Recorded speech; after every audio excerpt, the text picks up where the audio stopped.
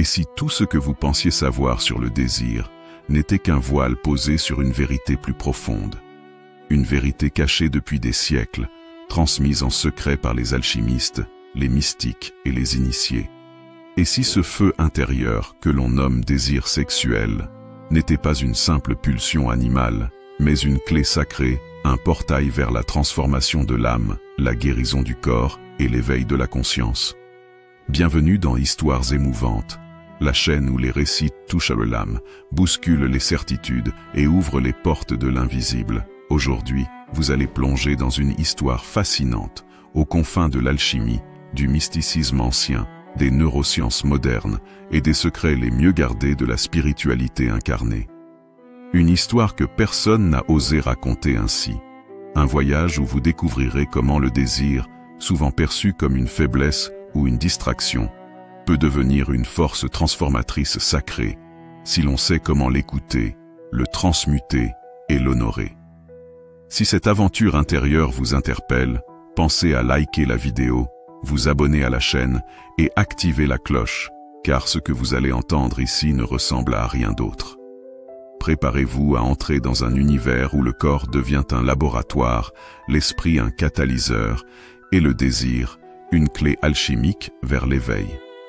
Les anciens ne voyaient pas le corps comme une prison, mais comme un temple. Et dans ce temple brûlait une flamme, le désir. Mais ce désir n'était pas un simple caprice de la chair. Il était la première étincelle d'une transmutation sacrée, une alchimie. Il y a bien longtemps, avant les religions, avant même l'écriture, des peuples vivaient au rythme des étoiles, des saisons et des énergies de la terre. Leur science n'était pas faite de chiffres, mais de symboles. Leur médecine se transmettait par le chant, la danse et le corps. Chez les Sumériens, chez les Égyptiens, chez les yogis de la vallée de l'Indus, une idée était centrale. Le corps humain est un microcosme, une réplique du cosmos lui-même. Et ce microcosme contient une force, une énergie fluide, que certains nommaient Sekhem, Kundalini, ou encore serpent de feu. Et le point de départ de cette force, le désir. Ce que l'on nomme aujourd'hui pulsion sexuelle, les anciens le considéraient comme le carburant premier de l'évolution spirituelle. Un feu sacré, un élixir vivant. Mais cette vision, au fil des siècles, fut perdue, enterrée sous la morale, les dogmes, les peurs, et ce qui était sacré fut déclaré impur. Ce qui était guérisseur fut traité comme tabou. Mais pourquoi ce renversement? Et surtout, que savons-nous réellement de cette énergie? À l'origine, le désir sexuel n'était pas perçu comme une distraction ou une faute. Il était le premier appel de l'âme à s'unir au tout. Dans les pratiques taoïstes, tantriques et alchimiques, le désir était étudié, cultivé, ritualisé. Les tantrikas, par exemple, enseignaient que le désir sexuel contient la même énergie que celle qui a créé l'univers, le Shakti. Lorsqu'un être ressent cette montée en lui, ce frisson dans le bas-ventre, cette chaleur dans la poitrine, ce tremblement presque mystique, il touche du doigt le noyau vivant de l'univers. Mais attention, dans ces traditions, il ne s'agissait pas d'une course au plaisir. Le but n'était pas l'orgasme charnel, mais l'expansion de conscience. Des textes anciens racontent que certains sages, à force de travail intérieur, pouvaient s'élever spirituellement en éveillant cette force érotique et la faire monter de la base de leur colonne vertébrale jusqu'à leur glande pinéale, provoquant des visions, des extases, des révélations. Dans le langage moderne, cela pourrait s'apparenter à des activations neurologiques profondes, libération de DMT, surtension du nerf vague, harmonisation des ondes cérébrales alpha et theta, etc. Mais bien au-delà de la science, c'était une expérience mystique. Et cette expérience, tout le monde peut l'effleurer. Dans les manuscrits alchimiques médiévaux, on parle sans cesse de transformer le plomb en or. Ce symbole a longtemps été interprété comme une quête chimique, mais ce n'est qu'un masque. Le plomb, c'est l'instinct brut, animal, non maîtrisé. L'or, c'est la conscience éveillée, lumineuse, divine. Les alchimistes savaient que le creuset le plus puissant n'est pas un chaudron, mais le corps humain lui-même. Et dans ce corps, le feu le plus vif, c'est le désir.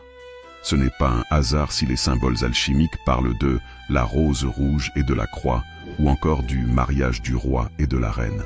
Tous ces archétypes renvoient à l'union intérieure des polarités entre le masculin et le féminin, entre l'actif et le réceptif, entre le mental et le corps. En d'autres termes, le coït sacré, ce n'est pas une image, ni un mythe. C'est une réalité énergétique, une technologie spirituelle oubliée. Mais cette connaissance ne fut jamais totalement perdue. Elle fut gardée dans l'ombre, transmise dans les écoles secrètes, les cercles initiatiques, les temples cachés. Les Templiers, au Moyen-Âge, auraient pratiqué des formes subtiles de rituels érotiques sacrés, non pas pour le plaisir, mais pour connecter les plans célestes. Certaines archives parlent de la chambre de l'union, où l'on méditait sur les polarités sexuelles en silence, pendant des jours, jusqu'à provoquer un éveil spontané. Les soufis, eux, parlèrent du feu du cœur, qui montait dans le corps comme une ivresse divine, une extase sans contact charnel. Mais ce feu, disait-il, commence dans les reins qui sont le trône du désir. Les kabbalistes, quant à eux, voyaient l'arbre de vie comme une carte du corps humain, et le centre Yesod, lié au sexe, comme la porte de l'ascension vers Tifré, la beauté divine. Aujourd'hui, les neurosciences redécouvrent ce que les mystiques savaient déjà. Des études récentes montrent que le désir sexuel active des zones du cerveau liées à la mémoire, à l'imagination, à la créativité et à la transcendance. Lorsque nous ressentons un désir intense et non satisfait, le cerveau libère un cocktail biochimique, dopamine, ocytocine, endorphine.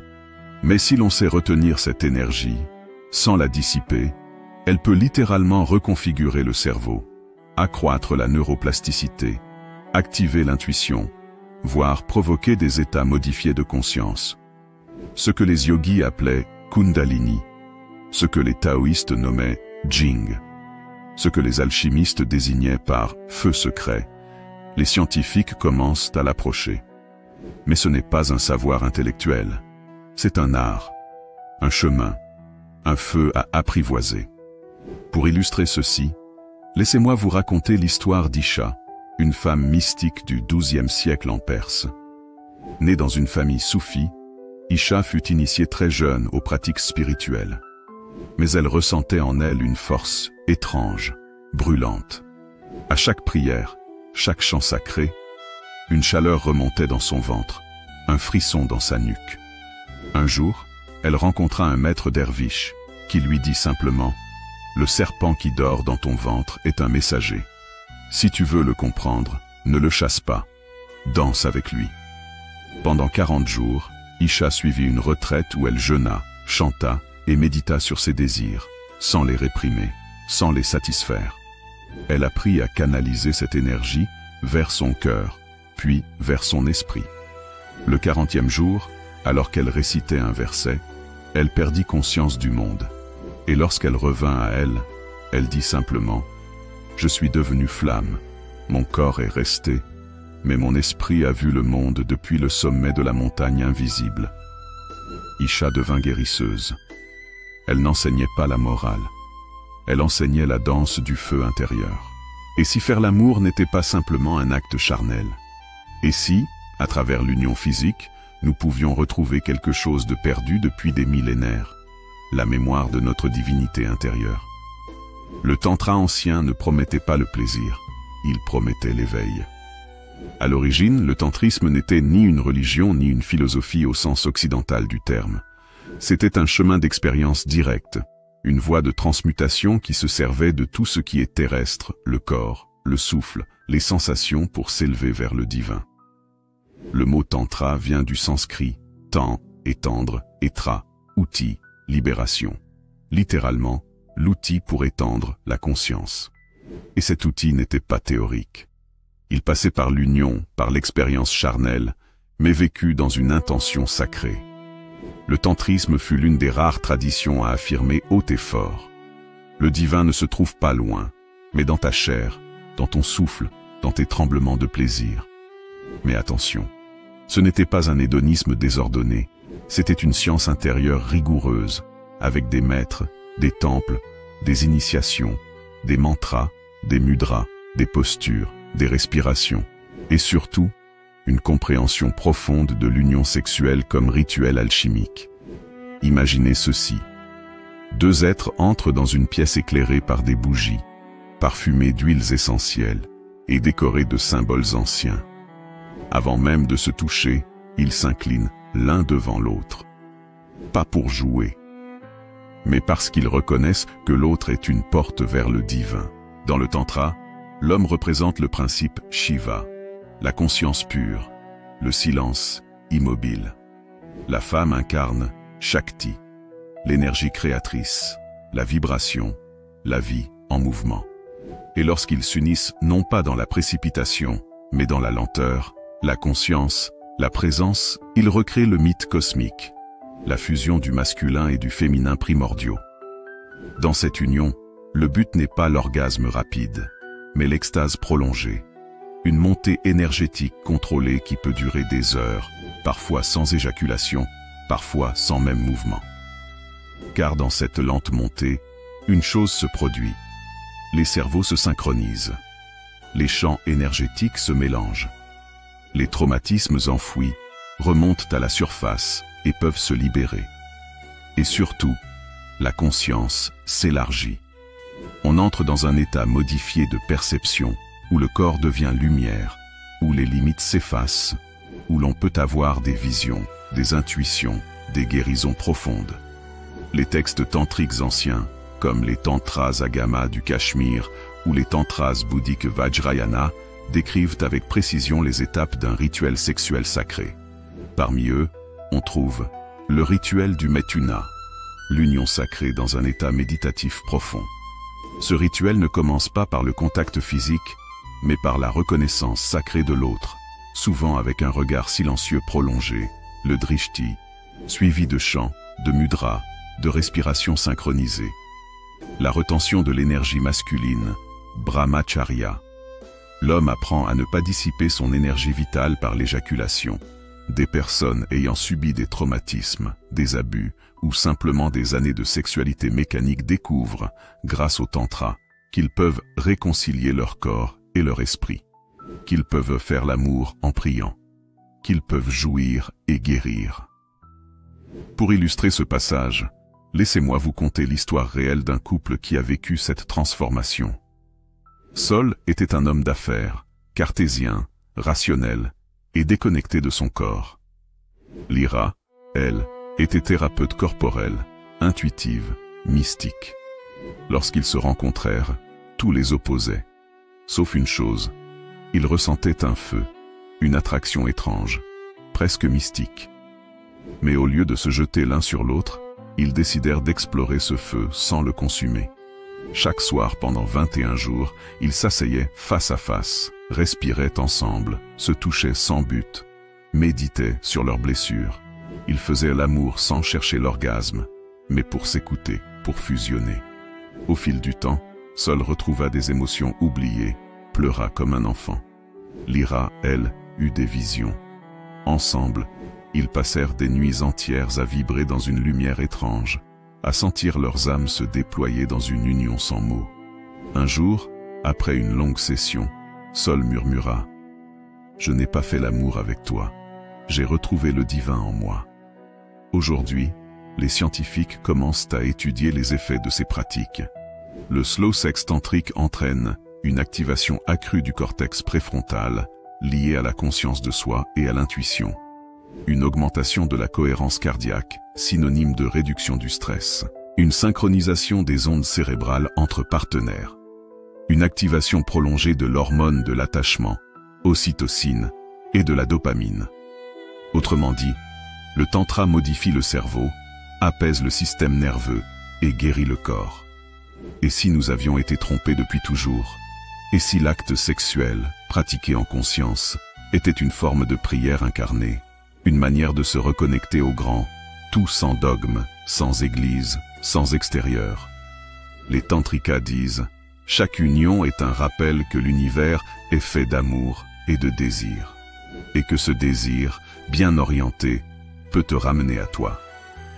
Et si nous avions été conçus pour canaliser notre désir, non pour le réprimer, mais pour le transformer? Et si l'énergie sexuelle, une fois maîtrisée, devenait le carburant des plus hautes réalisations humaines? La clarté mentale, le pouvoir créateur, la sagesse? Bienvenue dans l'atelier secret des anciens alchimistes, où le corps devient laboratoire et le désir, or pur. Les anciens parlaient tous d'un feu intérieur, une flamme subtile que l'on pouvait sentir au bas du ventre, parfois comme un frisson, parfois comme une vibration sourde. Ce feu, dans la tradition hindoue, s'appelle Kundalini, une énergie levée à la base de la colonne vertébrale, dans le chakra racine. Les taoïstes, eux, l'appelaient Qi ou Jing, l'essence primordiale vitale. Les alchimistes occidentaux parlaient de soufre subtil, ou feu secret de la matière. Mais ils s'accordaient tous sur un point. Ce feu peut brûler ou illuminer. Il peut détruire ou transfigurer. Ce feu, c'est l'énergie sexuelle. Et la clé de l'alchimie intérieure, c'est la retenue consciente. Non pas l'abstinence frustrée, mais l'art de faire monter cette énergie au lieu de la laisser se dissiper. L'une des pratiques les plus controversées et pourtant puissantes des traditions anciennes est la retenue de l'orgasme. Dans le Tao, les hommes étaient entraînés dès leur jeunesse à ne pas éjaculer à chaque rapport, car on considérait que le Jing, essence vitale, était stocké dans le sperme. Trop d'éjaculation, épuisement prématuré, maladie, perte de clarté mentale. Celui qui retient son élixir devient immortel. Classique du Tao du sexe. Les femmes, elles, étaient initiées à stimuler, éveiller, faire circuler leur énergie orgasmique vers le cœur, le cerveau, les cellules, sans la laisser se disperser. Dans le Tantra, on parle de maîtrise de l'énergie sexuelle à travers la méditation, la contraction du périnée et le souffle. L'objectif n'est pas d'atteindre un pic de plaisir, mais de rester dans un plateau extatique, parfois pendant des heures. On appelle cela l'orgasme total corporel non éjaculatoire. Dans l'alchimie, certains textes ésotériques évoquent l'élixir blanc et rouge, symboles respectivement du sperme et des fluides féminins. Leur union, maîtrisée et sublimée, permettrait de créer une nouvelle matière intérieure, la pierre philosophale intérieure. L'un des buts essentiels de ces pratiques est de faire remonter l'énergie sexuelle à travers les centres énergétiques, chakras. Voici une cartographie simplifiée du processus. Chakra racine, Muladhara, pulsion brute, instinct de survie. Chakra sacré, Svadhisthana, sensualité, plaisir, émotion. Chakra solaire, Manipura, pouvoir personnel, volonté. Chakra du cœur, Anahata, amour, compassion, transmutation. Chakra de la gorge, Vishuddha, expression créative, vérité. Chakra du troisième œil, Ajna, vision, intuition.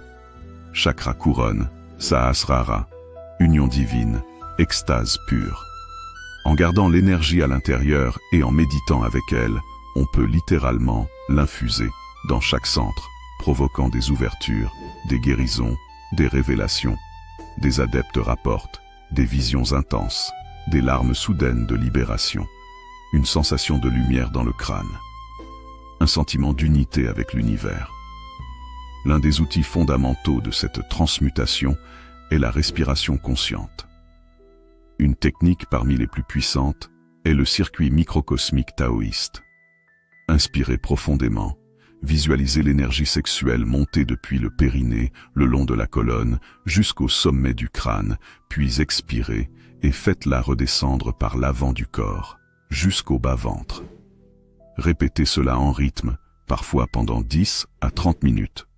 Résultat, activation du système énergétique complet. Refroidissement du mental, expansion de la conscience.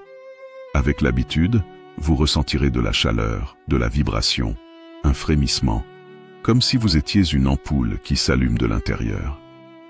Voici la révélation la plus fascinante. L'énergie sexuelle est la même que celle de la créativité, de la manifestation, de la vision intuitive. C'est pourquoi les grands artistes, inventeurs, prophètes, mystiques, parlent souvent de transe, de pulsions créatives, de feu intérieur. La sexualité n'est pas qu'une pulsion de reproduction, c'est une énergie de création multidimensionnelle. Et lorsque vous la maîtrisez, vous devenez plus magnétique. Vous attirez ce que vous visualisez plus facilement. Vous percevez au-delà des voiles. Vous accédez à une intuition supérieure. Autrement dit, vous créez votre réalité consciemment. Prenons le cas de Maël, ancien addict au porno et au sexe compulsif, qui, après avoir découvert les pratiques de transmutation sexuelle, a vu sa vie se métamorphoser. J'ai arrêté toute éjaculation pendant 60 jours. J'ai fait du yoga, respiré, médité. L'énergie était si forte que je ne dormais presque plus. Mais j'ai peint 9 toiles, écrit un livre et créé une entreprise en 3 mois. C'est comme si j'avais récupéré une puissance oubliée. Il n'est pas seul. Des centaines d'hommes et de femmes dans des mouvements modernes comme NoFap, Sexual Kung Fu, Tantra contemporain, rapportent les mêmes transformations. Moins d'angoisse, plus de clarté, une libido maîtrisée, une créativité fulgurante. Mais attention, retenir l'énergie sexuelle n'est pas une ascèse punitive. Si mal pratiquée, la rétention peut créer frustration, nervosité, inflammation, déséquilibres énergétiques. Le but n'est pas de se priver, mais de transformer. Pas de bloquer, mais de faire circuler. Le vrai tantra ou taoïsme enseigne l'équilibre. Faire l'amour en conscience, jouir sans perdre, créer sans s'épuiser. Pourquoi ce savoir n'est-il pas enseigné dans nos écoles? Pourquoi est-il moqué, caché, oublié? Peut-être parce qu'il rend libre. Un être qui maîtrise sa propre énergie sexuelle n'est plus manipulable. Il devient souverain, aligné, éveillé. Connais-toi toi-même, et tu connaîtras l'univers et les dieux. Inscription du temple de Delphes. Et si cette connaissance commençait dans ton bassin? Quand deux âmes s'étreignent avec conscience, c'est l'univers entier qui s'ouvre dans leur souffle. Pendant des siècles, les traditions mystiques du monde entier ont considéré le couple non pas comme une fin romantique, mais comme un outil de transfiguration spirituelle. En Inde, le couple tantrique est appelé Shakti et Shiva, l'énergie et la conscience. Chez les alchimistes européens, on parle du roi rouge et de la reine blanche. Chez les taoïstes, le yin et le yang fusionnent dans une danse d'équilibre cosmique. L'amour sacralise la chair. Le sexe, conscient, ouvre la voie des étoiles. Ce n'est donc pas une utopie romantique, c'est un processus alchimique. Le couple devient un laboratoire vivant, où les deux êtres se polissent comme deux pierres sacrées, s'offrent, se fondent, se transforment. Parlons de la hiérogamie, ou mariage sacré. Dans les temples sumériens, égyptiens et grecs, des prêtres et prêtresses s'unissaient dans des rituels sexuels non pour le plaisir, mais pour bénir la terre, guérir les peuples, stabiliser les royaumes. Ce savoir fut plus tard enfoui, dénaturé, parfois condamné. Et pourtant, le sexe peut être une porte dimensionnelle.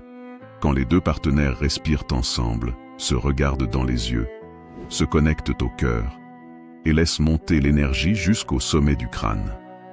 Des techniques tantriques comme le Maithuna ou taoïstes comme le sexe de l'immortalité enseignent comment fusionner les champs énergétiques. Lorsque l'homme et la femme deviennent conscience pure, l'orgasme devient prière. Le couple conscient révèle tout ce qui est encore en souffrance, blessures d'enfance, mécanismes de protection, schémas de dépendance. Et pourtant, c'est là où la magie commence. Chaque tension devient une opportunité de guérison. Chaque conflit, une alchimie d'évolution. Chaque échange sexuel, une méditation vivante. L'amour sacralise le trauma lorsqu'il est vu, accueilli, transmuté. Les partenaires deviennent guérisseurs l'un de l'autre, et ensemble, ils accèdent à une forme de sagesse qu'aucun livre ne peut transmettre. Imaginez une société où les couples ne se déchirent pas, mais se déploient. où la sexualité est enseignée comme science sacrée dès l'adolescence, où l'on se choisit non pour combler un vide, mais pour activer une mission amique. Dans les communautés esséniennes, dans certaines tribus amérindiennes ou dans les résidus de culte isiaque, on retrouve ces fragments. Des cercles de couples tantriques, des enseignements sur l'orgasme cosmique, des soins par la sexualité. Ce n'est plus une utopie, c'est une mémoire qui revient. Et si l'humanité se souvient, elle peut se reconstruire. Nous avons traversé un long chemin, de l'animalité à la conscience, de la pulsion à la présence, du corps à l'esprit, du sexe à l'éveil. Et tout cela grâce au désir. Le désir sexuel n'est pas un péché à fuir, mais une clé à comprendre.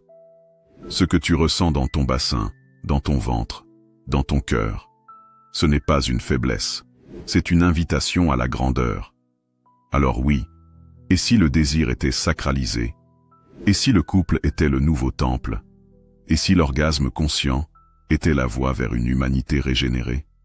Si tu es arrivé jusqu'ici, si tu as écouté chaque mot, chaque souffle de ce voyage sacré à travers l'alchimie du corps et de l'esprit, alors laisse-moi te dire ceci. Merci. Merci d'avoir offert ton attention, ton cœur, ton esprit à cette exploration sensible, mystérieuse, parfois déroutante mais profondément humaine. Ce récit n'est pas qu'une histoire à écouter, c'est un miroir, une clé, un rappel puissant que ton corps est plus qu'un simple réceptacle biologique, que ton désir est un feu sacré et que chaque relation peut devenir un chemin vers l'infini. Et si ces mots ont touché quelque chose en toi, une mémoire ancienne, un rêve enfoui, un frisson oublié, alors tu fais déjà partie de ceux qui se souviennent, ceux qui savent, au fond, que le monde a besoin de cette conscience nouvelle. Remerciements, un appel à la communauté. Je veux prendre un moment pour te remercier sincèrement d'avoir suivi cette vidéo jusqu'à la fin. Tu n'imagines pas combien ta présence ici compte. Si cette histoire t'a ému, fait réfléchir, ou simplement éclairé, pense à liker cette vidéo, cela aide vraiment à diffuser ce message. Et si tu ressens que d'autres doivent entendre cette vérité oubliée, partage-la. Peut-être qu'un cœur, quelque part, attend ces mots pour s'ouvrir. Enfin, abonne-toi à la chaîne Histoires émouvantes. D'autres récits profonds, puissants, transformatifs t'y attendent. Car ce voyage n'est pas fini. Il ne fait que commencer. Et maintenant, c'est à toi d'écrire la suite. Que l'amour te guide, que le désir t'éveille, que la conscience t'élève. Avec gratitude, toute l'équipe d'Histoires émouvantes.